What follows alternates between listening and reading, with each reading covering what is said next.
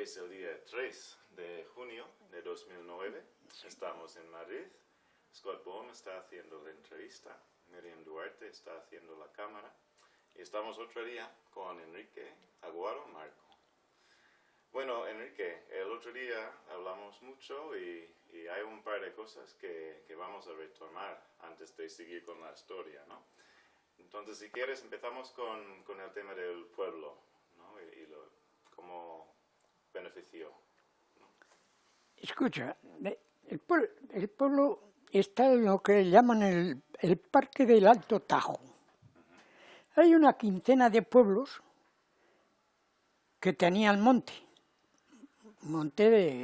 del pueblo. Eso sería largo de explicar porque el que fue director de la Unión Resinera en un principio lo robó al pueblo, sí, engañándolos. Pero bueno, pasemos este episodio y pasemos a lo que se benefició el pueblo durante la República. El trabajo que hacían en el Pinar, pues lo enviaban a la Unión Resinera, pero por cubas. Una vez que se iba no tenía ninguna influencia el propio resinero. Entonces, ellos allí, pues lo mismo le ponían X litros de agua que de broza y cosas de esas para rebajar porque lo pagaban no por kilos, por cubas. Claro, y había cubas que tenían unas 30 o 40 kilos más grandes que otras. Entonces, el resinero no tenía ninguna influencia, pero llega la República. ¿Y qué hicimos? Montar un sindicato de resineros de aquella región. Y naturalmente, como la gente no estaba muy experta, pues yo entonces tenía 18 años. ¿Y qué hicieron? Me nombraron secretario de la unión local para la cuestión de escribir, para la cuestión de cuentas y toda esa serie de cosas. Bueno, pues así llegó.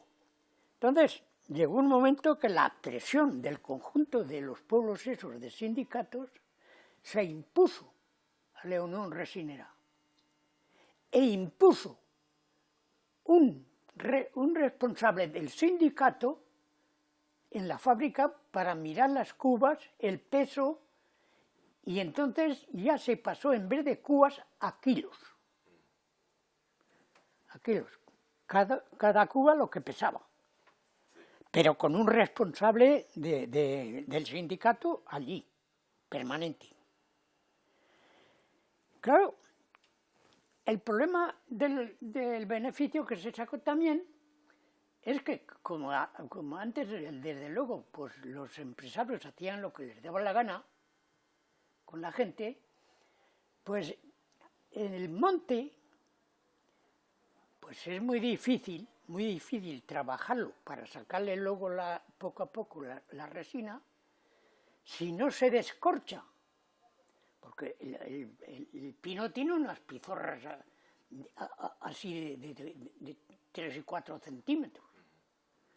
Entonces, en el mes de marzo se empleaba ese mes para descorchar todos los pinos, ponerles la media luna, que era una hojalata de media luna, con una punta o clavo después debajo para tener el cacharro. Pero eso no lo pagaban, ni hostias. Entonces, cuando el sindicato impuso el representante allí para revisar los barriles que llegaban y todo el peso y todo eso, también sacamos que nos pagaran un tanto por ese mes, que antes no lo pagaban. Entonces, claro, en este contexto, el pueblo se benefició enormemente. Y así seguimos con la lucha. Y el sindicato tenía ya proyectado, cuando llegó el 36, tenía proyectado, en vez de trabajar por quiñones, que se trabajaba, cada uno tenía su quiñón, trabajar desde luego a sueldo diario.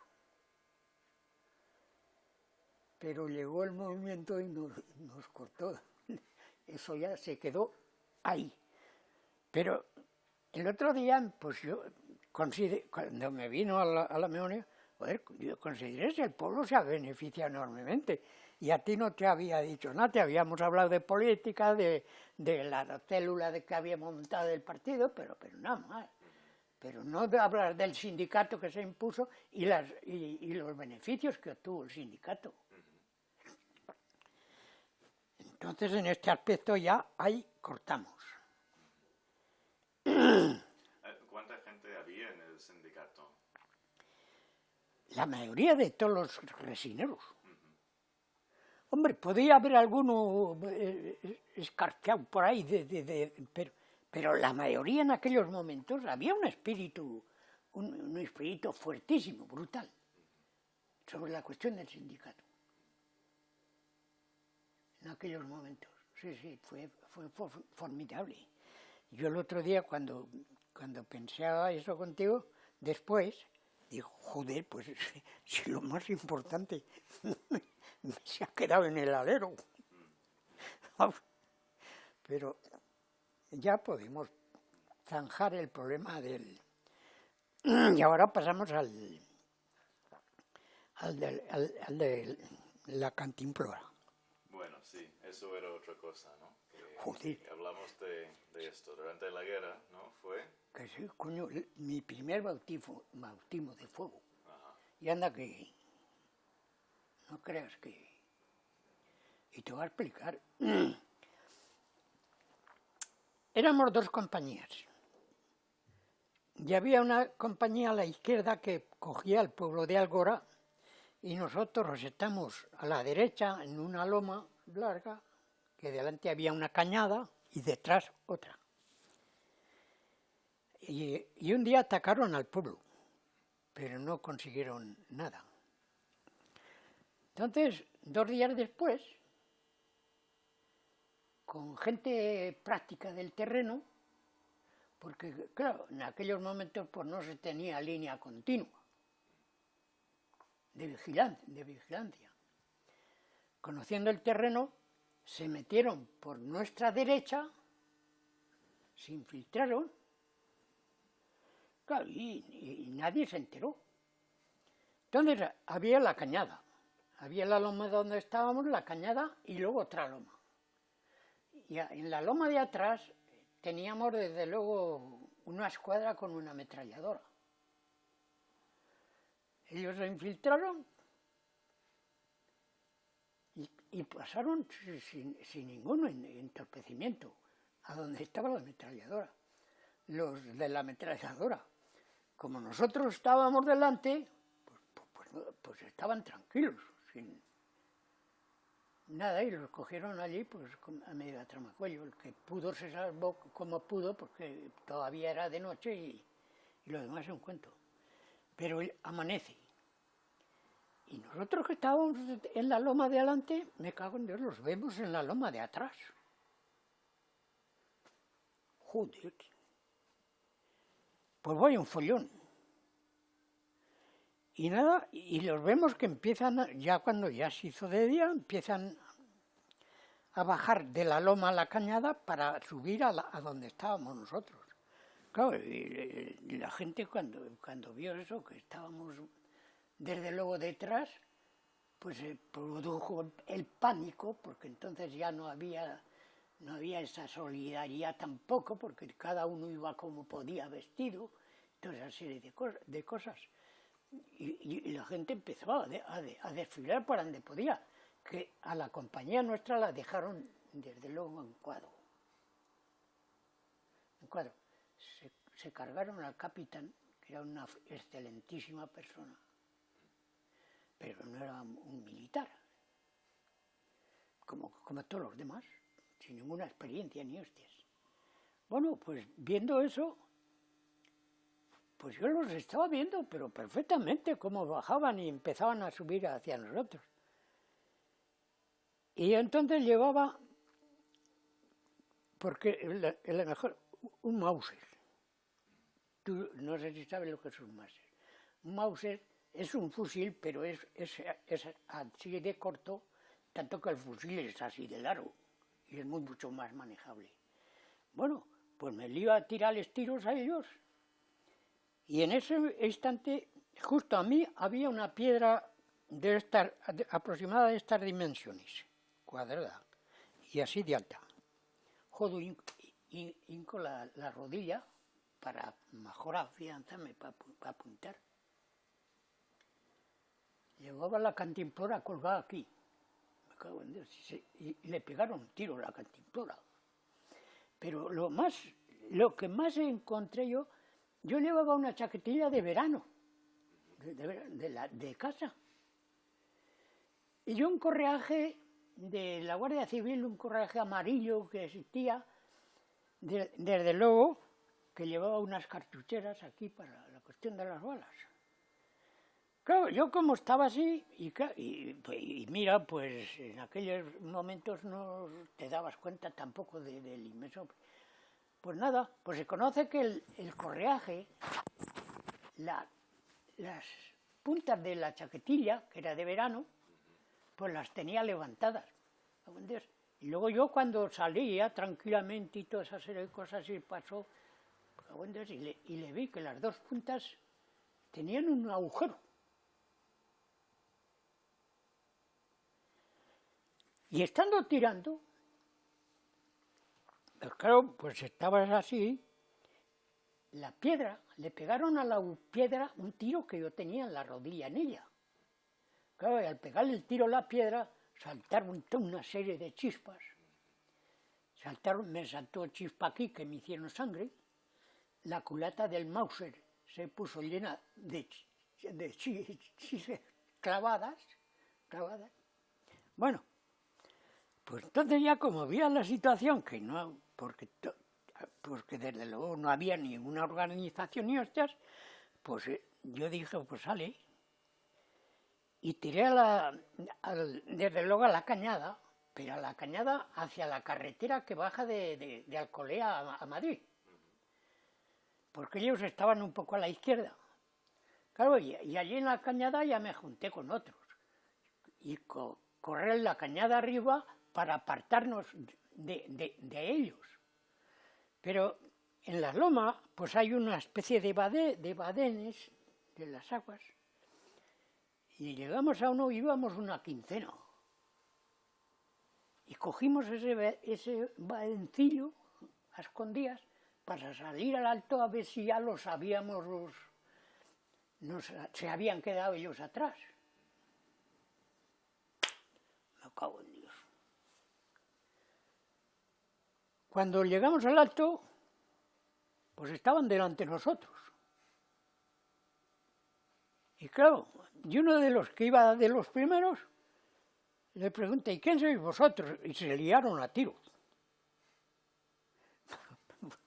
Coger el camino que habíamos subido a la cañada otra vez para resguardarnos de la loma y seguir hacia la carretera. Joder, qué corrida, qué corrida. Entonces, llegó un momento que se me cortó la respiración. Y me tuve que tender en tierra porque no podía dar un paso, me ahogaba. Y tuvieron la suerte que al llegar la loma desde luego a la carretera, pues la loma seguía más alta. Y al otro lado de la carretera, pues había una unidad de asalto con un ametrallador. Y claro, ellas se dieron cuenta porque veían todo el panorama de lo que estaba pasando. Y cuando ellos vieron que estos ellos venían hacia la carretera también, empezaron a tirar con la ametralladora por encima de nosotros, a ellos, y los detuvieron. Pero, es que la psicosis que se crean en esos momentos es algo fenomenal. Yo me tuve que tumbar, y otro que iba delante de mí también se tumbó, pues porque ibas agotado, porque no podía respirar. Bueno, pero es que desde luego, cuando ya te repones, pues no sabes dónde te encuentras. No sabes dónde te encuentras, ni qué es lo que ha podido pasar. Y claro, lo único que te viene al espíritu es ir hacia adelante, hacia atrás de la línea para... Y bastante más atrás de donde estaban los de asalto, pues había una unidad nuestra ya. Y tenían la bandera puesta, ¿eh? Tenían la bandera puesta. Y yo porque yo me había tendido por tierra sobre un matojo así de grande.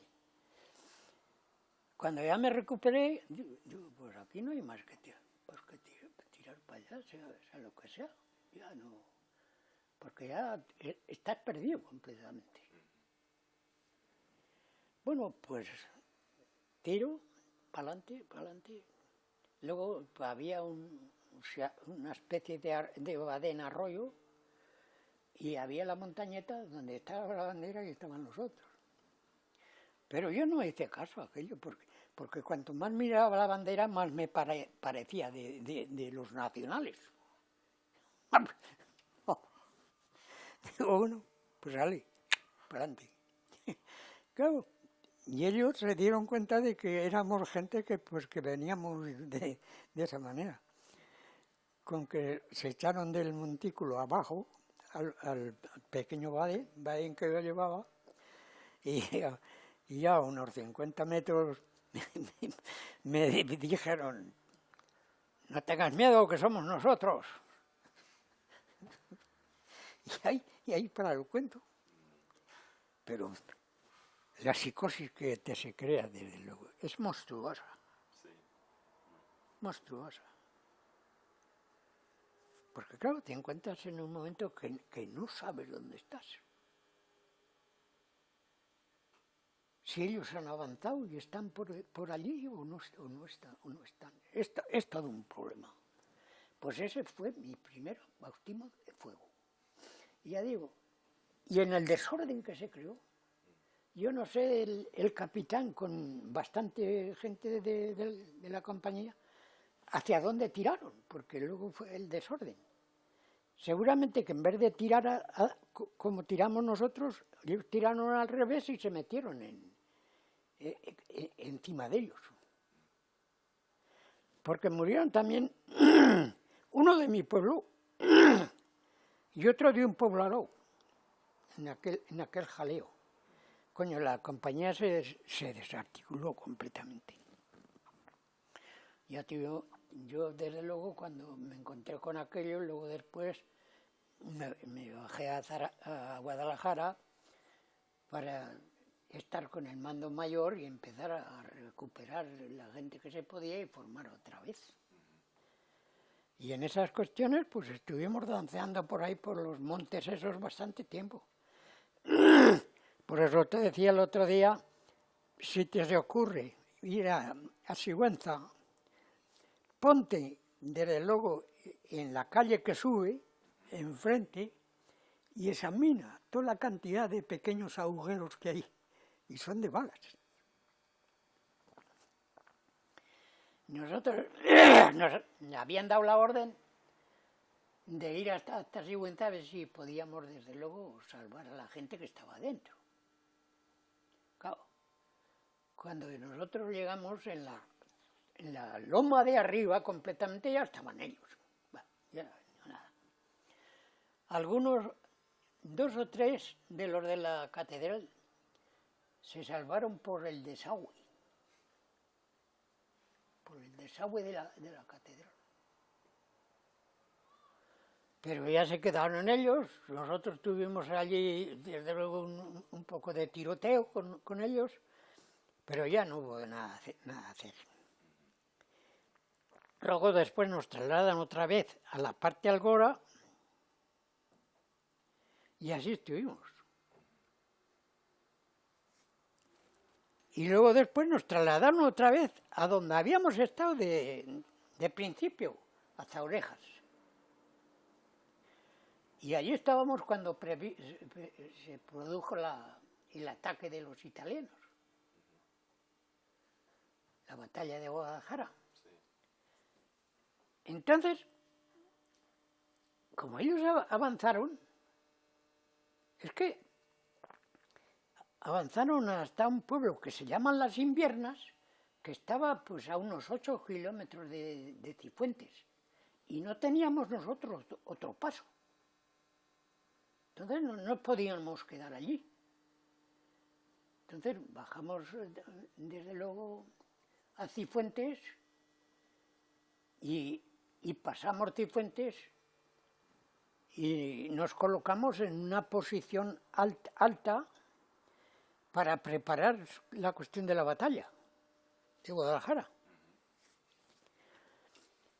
Entonces, en aquellos momentos habíamos compuesto ya 2 batallones. El primer batallón atacaría Las Inviernas. Y nosotros pasaríamos por la izquierda el río para darle la vuelta a otro pueblo que ellos dominaban la carretera de Buenafuente hacia Guadalajara, Cifuentes. Bueno, pues nada, llega el momento y no tuvimos ninguna dificultad. Pasamos por abajo el río, que había un molino, pasamos. Ellos estaban en una pequeña lomita que dominaba la carretera y el río. Pasamos nosotros por la izquierda, por la ladera de la verdadera montaña, a salir a la carretera que subía del pueblo. Bueno, pues cuando ya nos faltaban unos 100 metros o 150 metros o 200, yo qué sé, pues la motorizada que tenían del pueblo salía, se retiró. Tan expertos éramos, desde luego todavía en el tiro, que nos llevamos a tiros y nos quedamos con el último camión. Los otros se largaron. Pues bueno, los que habían atacado Las Inviernas habían cogido el pueblo de Las Inviernas. Y entonces ellos se revolvieron a su izquierda para encontrarnos nosotros con nuestra derecha, allá en una cañada amplia de pedazos de trigo y todo eso. Bueno, pues nada, nos volvimos hacia el pueblo y todavía en el pueblo pues cogimos pues a bastantes italianos. Sí. Yo me río siempre porque los pobres italianos, yo forzati. Quería decir que él había venido a la fuerza. Y detuvimos pues todavía unos 80 y pico en el pueblo. A la entrada del pueblo había una especie de... no me acuerdo cómo se llama, que hacía una especie de taberna. Claro, como por allí ya es un pueblo de trigo y de viñas, encontramos a uno metido en una tinaja. Bueno, no les decimos nada en absoluto a ninguno. Los entregamos y allá, vosotros.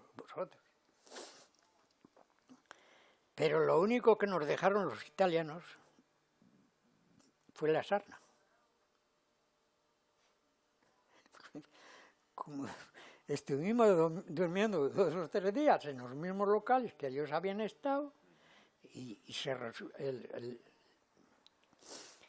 los mandos se enteraron de que habían estado y que tenían sarna, joder, pues nos cogieron a todos y nos llevaron a un balneario en la parte de Sacedón para limpiarnos.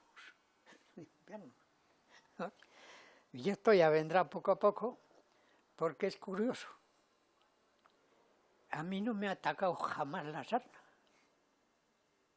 Es curioso. Estar entre sarnosos, pero verdaderamente sarnosos, y no atacarme la sarna. Eso ya vendrá para los campos de concentración. Bueno, pues nada, pues volvimos otra vez, empezaron a reorganizarnos, y después de la batalla, y yo no sé el tiempo después, pues como todavía seguíamos con el espíritu de las milicias, que las habían formado desde luego 2 diputados zaragozanos, y había otra unidad que ellos habían montado en el Alto Pirineo, pues entonces nos cogen y nos llevan a Castellón, con quintos de la quinta al 37, a montar cada compañía un batallón. Y estuvimos allí, pues no sé, estaríamos un mes, o yo ya no, el tiempo no me acuerdo. Que allí cogí también yo una de horda grande. Los castellanos no teníamos ningún cuidado del sol. No, ibas a la playa y al sol, y luego pues al sol, me cago en Dios. Cogí una de esas que luego no podía ni moverme, ni tenderme, porque me se había quemado todas las espaldas. Joder. Claro, como no tenías experiencia de las cosas, pues creías que... Bueno, pues pasamos eso por encima y nos cogieron una vez que organizamos todo eso y nos subieron al Alto Pirineo para fundirnos con la otra brigada que tenían allí montada. Bueno, pues subimos allí, tuvimos una serie de follones con ellos. ¿Por qué? Pues porque nosotros queríamos echarlos de un monte y ellos no querían dejarlo. Y joder, desde luego, en aquel ataque se cargaron con un amigo que era teniente, que era de un pueblo cerca del mío. Pero no se lo querían cargar a él, a quien se querían cargar era a mí. Porque era el que yo estaba tirando. Y estábamos pues no sé, a unos 50 o 60 metros. Pero se pone al lado de mí, él. Y yo no sé, desde luego yo, qué flexión o qué movimiento hice, que tiraron, ¡pum!, y le pegaron en la cabeza a él. Se lo cargaron, instantáneo. Pero a quien le tiraban es a mí, que estaba yo tirando. Bueno, se pasó entonces a ser el jaleo, se quedó como se quedó, no pudimos coger el monte aquel, y seguimos. Luego cogieron en la primera ofensiva sobre Zaragoza, por el Ebro, nos bajaron al primer batallón. Claro, pues Esto era voluntario, claro. Hijo, desde luego también las pasamos de orden ahí en el Ebro, porque era verano y la calor que hacía. Joder. Porque pasa lo que pasa, desde luego, pues desde luego, después de tiempos pasados, te das cuenta de las cuestiones. De la falta de comunicación, de la falta de ordenación de los problemas. Bajamos ahí y nuestro puesto de mando era Pina de Ebro. Pero Pina de Ebro está a un lado del río y la estación de Pina está al otro. Quiere decir que Pina está a la izquierda y la estación a la derecha. Pero la estación la tenían ellos. Pues entonces dijimos, pues hay que desalojarlos de la estación. Pasamos el río, atacamos y naturalmente la desalojamos. Pero al desalojarla, ya, pues nosotros nos quedamos allí. Y pasamos 2 días, que es lo más vergonzoso, que no había, desde luego, ninguna orden ni información de ninguna clase. Y nosotros allí esperando. Porque podíamos haber avanzado hacia... Pero lo más brutal es que estando allí en la estación, desde luego, los carros de combate, desde luego, de una división, se estaban paseando por la llanura de frente al... Y nosotros sin tener ni puta idea. Y esperando. Y entonces, pues era el comisario de la compañía. Y en esa llanura de pedazos labrados, a la derecha siguiendo la carretera, pero a la izquierda allí arriba hay un monte, pero grande. Y nosotros desde la estación estábamos viendo gente allí en el monte ese.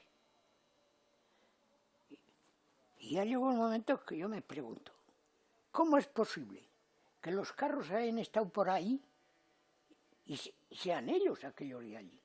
Pero no había ninguna comunicación, ni de una forma ni de otra, porque los mandos nuestros podían haber entrado en comunicación con nosotros. Bueno, ya llegó el momento, yo dije, aquí hay que salir de este atascadero. Pregunto, ¿hay 2 que se comprometan a ir a ver lo que pasa allí? Salen 2 y dicen, sí, bueno, pues cogen la tierra. Claro, y los que estaban arriba, pues con nada que se dieron cuenta también. Y enviaron otros 2 y se encontraron a media cuesta. Pero si nosotros somos de la división. Pero habían pasado 2 días. En 2 días, los nacionales habían tenido el tiempo de reponer en el pueblo ese que teníamos que haber atacado. Y pusieron una ametralladora en la torre de la iglesia. Y luego, pues era todo un llano. Y yo me acuerdo que allí, en el momento que había un declive de la tierra, te podías salvar de las balas, pero si no, no. Y nos pasamos un día que no te podías mover. Casi te movías, te arrasaban. Y había que esperar la noche para... Y así sucesivamente. Y hay en esa en esa esplanada de pedazos labrados, ya me parece que lo recordé el otro día, estar en una esplanada, desde luego, que no tiene nada que te proteja. Vienen los aviones por encima y ves cómo bajan las bombas. Es desde luego acabarante los problemas que se pasan. Y estás allí tendido y mirando a ver cuándo salían y cómo bajaban. Y empezaban hasta que explotaban. Bueno, madre mía. Ya no pudimos hacer nada con ese pueblo, ya. Imposible. Bueno, pues pararon la ofensiva, que si hubiera habido una organización, comunicación constante y conforme era debido, lo podíamos haber cogido y haber atacado Zaragoza. Pero hostias, una vez que ellos reforzaron y trajeron tanques y toda la hostia. Y claro, pues ya no, pues se paró la ofensiva y el batallón nuestro lo cogieron y otra vez volvimos al Alto Aragón. ¿Y por qué no había mejor comunicación? Yo qué sé, eso no te lo puedo decir. Porque desde luego esa cuestión ya entra dentro los mandos superiores. Los mandos superiores. Pues que hay, pues yo qué sé, una descoordinación de uno a otro y con uno que falle se ha jodido el tango. Se ha jodido el tango. Y así pasó. Pues volvimos allí y allí estuvimos aguantando la marea. Yo también tuvimos alguna... No, ya no tuvimos encontronazos, estuvimos en posiciones hasta que ellos atacaron por la capital de la provincia, que estaba mucho más atrás de nosotros y más a la izquierda, y rompieron. Y había una unidad por el lado donde rompieron, otra unidad que se había hecho brigada, que eran también de las antiguas milicias aragonesas, pero rompieron y llegaron a la frontera y nos dejaron encerrados. Estuvimos 3 meses, 3 meses encerrados. Pues allí, como es por la cuestión de la carne y eso, pues no había, porque por allí había muchas vacas. Bueno, pero ya llega el momento en que atacan. Y ellos atacan desde luego por un sitio que era desde luego un badén con un pequeño río y un pueblo. Entre lo que es Ainsa, que es un pueblo ya bastante regular, que está en el Cinca, y luego ya la alta montaña. No rompieron. Entonces, bueno, pues se pasaron unos días y ellos se fueron por que ahora no me viene, por el valle. Ellos entraron por el valle y entraron sobre la parte de la frontera por el sitio donde más flojo estábamos. Claro, no les costó nada romper. Rompieron. Yo me acuerdo que tenía desde luego una escuadra en un pico, pero pelado. Allí no había ni tomillos, ni hierba, ni hostias. Era piedra. Y aquellos estaban dando cuenta de cómo por la parte de enfrente de ellos hacia la frontera, pues era donde atacaron. Bueno, pues atacan, rompen y empiezan a avanzar por la parte de arriba fuera de la frontera. Y esa escuadra que yo tenía en ese pico la atacaron después. Se retiraron, pero el terreno, te puedes dar cuenta de cómo es escabroso completamente. Era una especie de sierra, pues al retirarse uno de ellos, desde luego, perdió pie y cayó por la parte norte del cacharro. No lo supimos más de él. Claro, como ellos iban, y nosotros desde donde estábamos, los estábamos viendo cómo avanzaban. A nosotros ya no nos atacaban después.